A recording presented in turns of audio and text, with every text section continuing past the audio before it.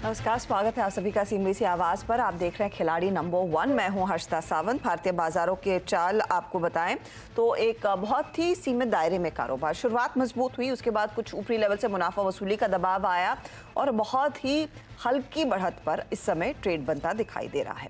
Nifty आपकी screen पर है, करीब 10 अंकों का इजाफा यहाँ पर 21,000 पर ये स्थिर है। निफ्टी बैंक दूसरी तरफ आज एक अच्छा खासा नॉक दिखाकर यहाँ पर अब हम देख रहे हैं 26 अंकों की गिरावट देखने को मिली है। डे लो से रिकवर हुआ है लेकिन दबाव में है। मिड कैप्स में आउट परफॉर्मेंस है, हालांकि यहां पर भी ऊपरी लेवल्स पर एक कट देखने को मिला और कुछ ऐसा समय था कुछ देर पहले जहां पर मिड कैप इंडेक्स भी नेगेटिव टेरिटरी में ट्रेड करता दिखाई दे रहा था, लेकिन उन लेवल से थोड़ी सी रिकवरी इधर भी बन रही है। एडवांस डिक्लाइन रेशियो फिलहाल आपको ज़्यादा बढ़ने वाले शेयरों की संख्या दिखाई देगी, लेकिन जो गैप है वो काफ़ी नैरो हो गया है। सुबह में 2:1 का था, अब हम देख रहे हैं नियरली 1:1 का हाल बनता दिखाई दे रहा है। कुछ पॉकेट्स हैं जहां पर स्थिरता है और मजबूती है, उसमें टेक्नोलॉजी सामने आया है। तो टीसीएस का योगदान, आज आईटीसी में खरीदारी बन रही है। अल्ट्राटेक, हिंडाल्को, ये इनफैक्ट आपको एक इंडिकेशन देगा कि कहां से तेजी बनी है। आज इन्फोसिस थोड़े से बैकफुट पर है। भारती, बीपीसीएल और एलएनटी में हमने देखा है कुछ सेल साइड की पोजीशंस आती हुई नजर आ रही हैं। तो ये अब तक का हाल है। सेक्टोरली अगर आप देखें, आईटी में मिड कैप स्टॉक्स का आउट परफॉर्मेंस है। आज इंश्योरेंस कंपनियों में जोश देखने को मिला है। सीमेंट और चुनिंदा मेटल स्टॉक्स में खरीदारी बन रही है। तो ये अब तक की स्थिति है, वो स्टॉक्स जो मार्केट को सपोर्ट कर रहे हैं। अब ऐसे में हमारे जानकारों की रणनीति क्या रहेगी, कल तक उन्होंने क्या रिटर्न्स बनाए और आज यहाँ से आगे अगला ट्रेड क्या बनेगा, उस पर करेंगे बातचीत। तो ये आपके लिए कल दोपहर तक की स्थिति है। नियरली 2% के रिटर्न्स प्रशांत ने कमाए, 0.71% के रिटर्न्स अमोल के थे और 0.72% के नेगेटिव रिटर्न स्वाति के रहे। आज के मार्केट को कैसे पढ़ा जाए, पहले इसकी बात कर लेते हैं। प्रशांत बताइए, आपकी एनालिसिस क्या कहती है इंडेक्स पर? Arsha ji, good morning to the panel और सभी दर्शकों का नमस्कार। अगर हम निफ्टी के फ्यूचर्स को देखें तो उसी दायरे में 21,100 के करीब हम ट्रेड कर रहे हैं। मेरे हिसाब से ट्रेलिंग स्टॉप लॉस रखना चाहिए 20,970, 20,950 और पोजीशन में बने रहिए। अगर हम 20,200 फ्यूचर्स में क्रॉस करते तो अच्छा मोमेंटम आ सकता है, तो मैं उस मोमेंटम के लिए थोड़ा ट्रेल करूंगा 100 पॉइंट नीचे रख के। और जहां तक बैंक निफ्टी की बात है, यहाँ पे भी फ्यूचर्स जो क्रूशियल लेवल है 47,500, बस उसी के स्ट्राइकिंग रेंज में है। तो अगर हम दोपहर के सत्र में 47,500, 550 के ऊपर जाए तो मुझे लग रहा है एक अच्छी शॉर्ट कवरिंग आ सकती है। ओवरऑल बैंक निफ्टी में जो ट्रेलिंग स्टॉप लॉस आपको रखना होगा वो इस लेवल पे आप 47,200 के नीचे, तो 47,150 रख के आप कंफर्टेबली ट्रेल कर सकते हो। और 47,550, 600 के ऊपर मुझे लग रहा है हम स्ट्रेट 48,000 तक के लेवल भी शॉर्ट कवरिंग के आते देख सकते हैं। ओके, तो Nifty bank hopefully short covering देखने को मिलेगी। अमोल, आपकी अप्रोच क्या रहेगी? इंडेक्स में रिवर्सल का इंतजार रहेगा या फिर स्टॉक स्पेसिफिक्स पर फोकस? हर्षदा जी नमस्ते। आई थिंक रिवर्सल का इंतजार रहेगा। द रीजन बिहाइंड इट कि मार्केट एक कंसिस्टेंटली 21,000 के आसपास रेजिस्टेंस ले रहा है। नो डाउट इतना गिर नहीं रहा है, बट स्टॉक्स में एक्टिविटी जो मोमेंटम ब्रेकआउट से वो कहीं ना कहीं थोड़े से लॉस होते हुए दिख रहे हैं। तो अगर इंट्राडे करेक्शन आता है तो ही आई थिंक बाइंग अपॉर्चुनिटी में देखूंगा। मीनवाइल मिड कैप और फ्रंट लाइन दोनों स्टॉक में अच्छा एक्टिविटी है, बट बॉटम पे अगर कोई सपोर्ट अच्छे पे मिलता है तो आई थिंक आइडियल स्ट्रेटेजी रहेगी। ओके, तो ये फिलहाल आपके लिए रणनीति की इंडेक्स में रिवर्सल का इंतजार रहेगा। स्वाति, आपकी अप्रोच क्या है? Yes, good morning all of you. Definitely view मेरा अभी भी पॉजिटिव है, बरकरार है। 21,000 के लेवल के आसपास हम लोग प्रॉफिट बुकिंग और साइडवेज मोमेंटम दे रहे हैं, वो हम लोग डिनाई नहीं कर सकते, क्योंकि काफी हम लोग ने स्टीफ रैली देखी थी निफ्टी और बैंक निफ्टी में। ट्रेंड रिवर्सल में कब देखूंगी? जब अगर ये 20,800 के नीचे अगर क्लोजिंग रखता है एटलीस्ट 1 to 2 डेज तक, मेरा व्यू कॉशियस हो जाएगा। But at the current level definitely view positive है। निफ्टी जैसे ही हाई टॉप्स हाई बॉटम्स में चलेगी तो वो काफी ट्रेंड इंटैक्ट रहेगा on the higher side. Upside में यस, आज का क्लोजिंग भी काफी इंपॉर्टेंट है। अगर 21,000 के ऊपर क्लोजिंग रखती है तो ये मोमेंटम कैरी फॉरवर्ड हो सकता है। मुझे लगता है 21,400 के लेवल्स भी अपसाइड टारगेट ओपन हो जाते हैं। तो व्यू मेरा डेफिनेटली पॉजिटिव है। स्टॉक स्पेसिफिक मार्केट भी हमें देखने मिल रहा है, सेक्टोरियल रोटेशन हमें देखने मिल रहा है। तो मैं कहूंगी कि भले निफ्टी और बैंक निफ्टी थोड़ा वोलेटाइल ट्रेडिंग सेशन हमें देखने मिलेंगे, बट स्टॉक स्पेसिफिक ज्यादा कॉन्सेंट्रेशन होना चाहिए and with strict stop losses खेलना चाहिए। यही मेरी स्ट्रैटेजी रहेगी over a period of time. Okay, चलिए ट्रेड्स लेना शुरू करते हैं। पहले तो टॉप कॉल्स। हमारे तीनों जानकारों के ट्रेड्स में कुछ ऐसे सौदे थे जिन्होंने सबसे ज़्यादा रिटर्न्स बनाए हैं वो आपकी स्क्रीन पर आएंगे। BLS इंटरनेशनल में अच्छे गेंस बने स्वाति के कल, और मुथूट फाइनेंस जो अमोल का था। आज कौन सा नया ट्रेड आएगा उसकी बात करते हैं। तो पहले आप प्रशांत का पोर्टफोलियो लेकर आइएगा। 2 ट्रेड्स मुझे ओपन दिख रहे हैं, एक तो ग्रेफाइट इंडिया, दूसरा है फैक्ट और गार्डन रीच में आज सुबह में इन्होंने 8:35 के आसपास एग्जिट किया, कल रेलटेल बुक किया था। बताइए प्रशांत, आज नया ट्रेड क्या ले रहे हैं?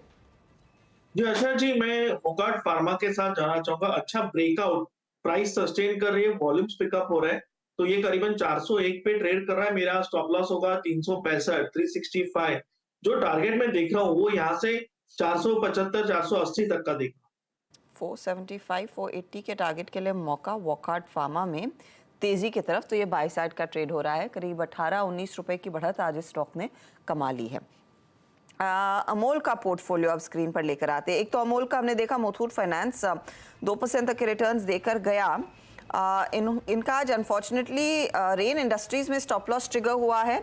आज इन्होंने लेटेंट व्यू मुथूट में बुक किया है प्रॉफिट, और कल कैस्ट्रॉल और रूपिन में इन्होंने अपनी पोजीशन एग्जिट और बुक की थी। अमोल, आपका नया ट्रेड? मुझे एक एसबीआई कार्ड अच्छा लग रहा है at current levels, positional point of view से है, 760 के आसपास चल रहा है। पोजिशनली मुझे लगता है कि इसमें 800 और 810 के लेवल्स आ सकते हैं। टाइम लेगा स्टॉक थोड़ा सा रिवर्सल फॉर्मेशन में इसके लिए, और स्टॉप लॉस उसका रहेगा 745। SBI कार्ड आप कह रहे हैं तेजी की पोजीशन 745 आप कह रहे हैं, स्टॉप लॉस टारगेट एक बार दोहराएंगे 800 के आसपास। तो जो बीच में ये काउंटर RBI के फटकार के बाद करेक्ट हो रहा था, वो करेक्शन फेज पूरा हो चुका है क्या अमोल? देखिए, अगर हम मंथली चार्ट्स भी देखते हैं तो 5 मंथ्स का करेक्शन है स्टॉक में, और मंथली और वीकली में दोनों में डबल बॉटम फॉर्मेशन है। सो टेक्निकली ये लेवल काफी साउंड लग रहे हैं एट करंट लेवल्स। थोड़ा टाइम ले सकते हैं क्योंकि मार्केट थोड़ा डल है, but positive consolidation. Positive consolidation है, इसीलिए करीब 800 की तरफ बढ़ सकता है काउंटर। 745 आपके लिए स्टॉप लॉस का काम करेगा। चलिए अब स्वाति का पोर्टफोलियो देख लेते हैं, और इनके रिटर्न्स किन शेयरों में बने हैं कल, वो आपकी स्क्रीन पर आ जाएगा। ये देखिए, इन्होंने IEX दिया था जो अभी भी होल्ड कर रही है, पिरामल फार्मा के ट्रेड को भी होल्ड किया हुआ है। BLS में आज ऑफ कोर्स अपडेट था तो वहां पर एग्जिट कर लिया या फिर प्रॉफिट बुक किया है। स्वाति बताइए नया ट्रेड।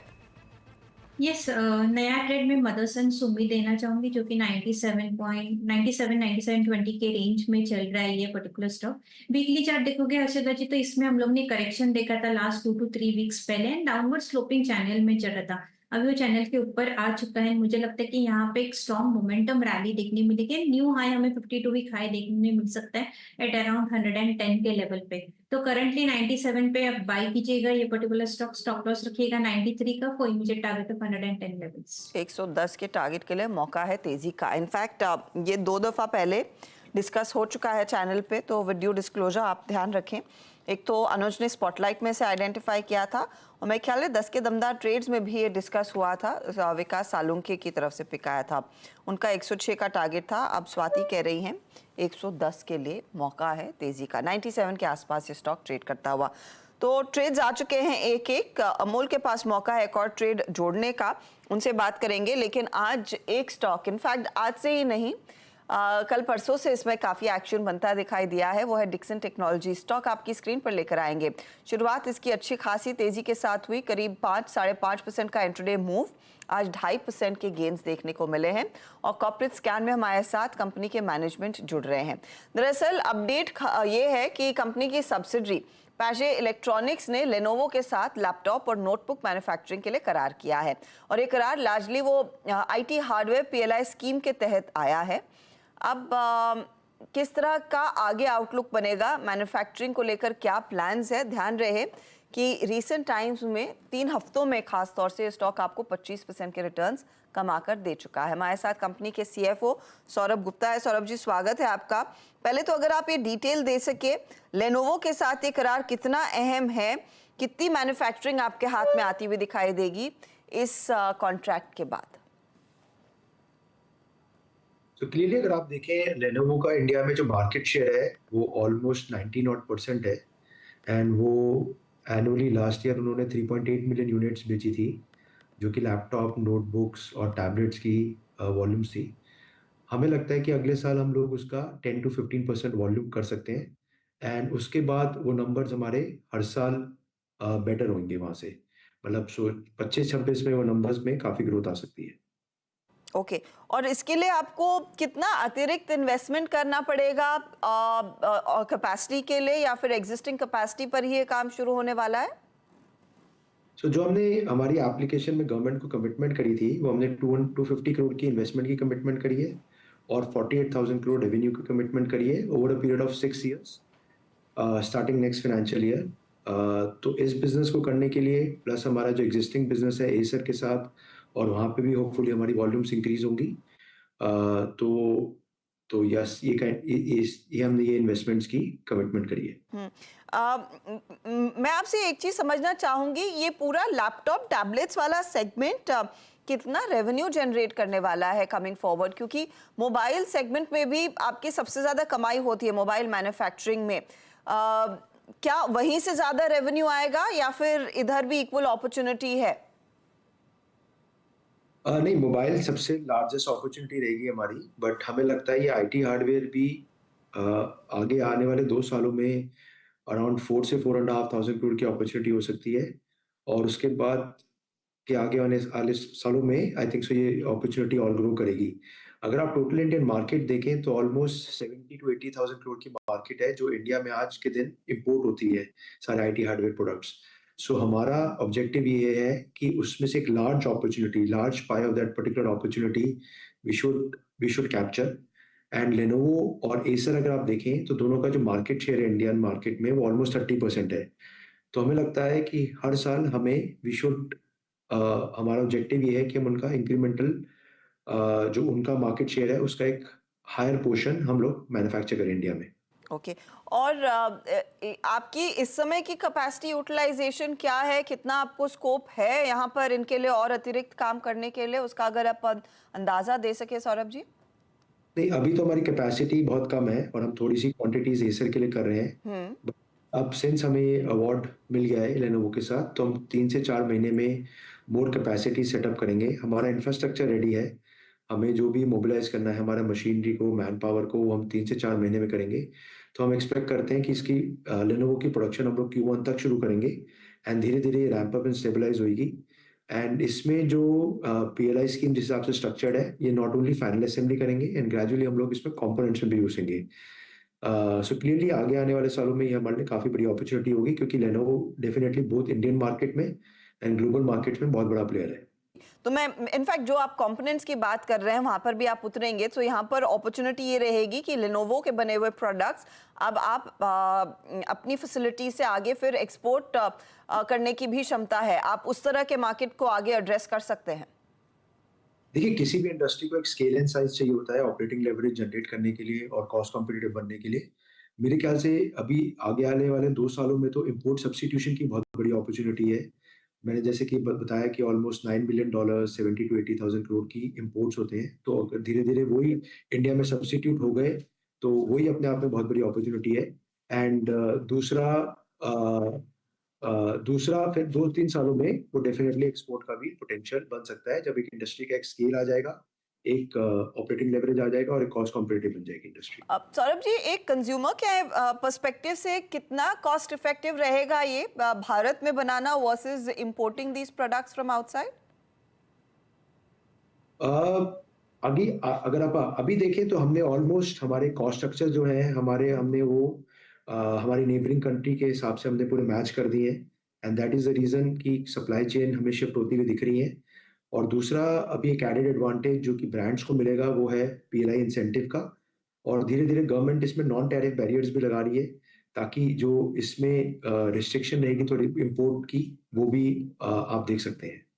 अच्छा, एसर लेनोवो आपके कस्टमर्स हैं, क्या कुछ और ऐसे बड़े कस्टमर्स आगे आ सकते हैं? बात हो रही थी शायद जियो भी आपको शायद कमीशन कर सकता है कुछ वर्क, उस पर कुछ खुलासा?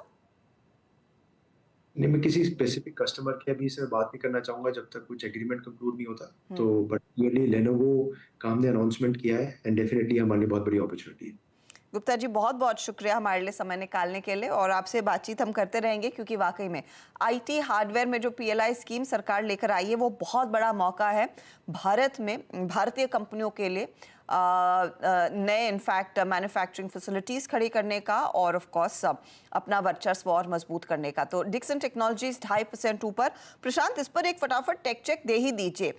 सुबह में स्टॉक 5.5% ऊपर था, ऊपरी लेवल से कुछ हल्का हुआ, लेकिन पिछले 3 हफ्तों में लगभग 25% प्लस तक के रिटर्न्स इसने कमा दिए हैं।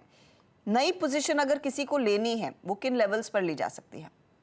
जी हर्षा जी, पहली बात, जिनके पास पोजीशन हो, करंटली 6550 कोट कर रहा है, आपको 6500 से ट्रेल करना होगा। अगर यहाँ पे आप प्रॉफिट बुक कर लीजिए। फ्रेश किसी को बाय करना है तो इस स्टॉक में करीबन 6300 350 तक अगर डिप मिल जाए तो ये एक अच्छे लेवल पे बाय होगा। स्टॉप लॉस आप 6200 पे रख के होल्ड कर सकते हैं।